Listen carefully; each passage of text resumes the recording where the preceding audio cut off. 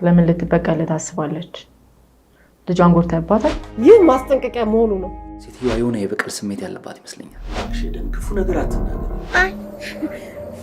ምንም የተፈጠረ ነገር የለም። ምርመራውን አቅጣጫ ወደ ሌላ እየመራሁ ነው። ባንከሩ ስንት ነው? ምርመራችሁን ግን በሌላ አቅጣጫ ብታዩት ጥሩ ነው። በግልሽ ተጣልተሽ የጋራ ጠላት ታመጭብናለሽ እንዴ? እነሱም ቢጠየቁ የሚሉት ይኖራቸዋል።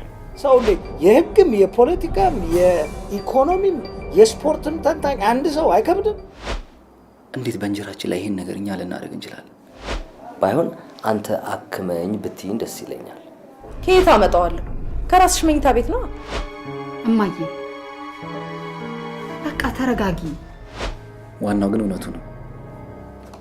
እውነቱን ደግሞ አንቺ መርማሪ ስለሆንሽ አንቺ ድረሽበት።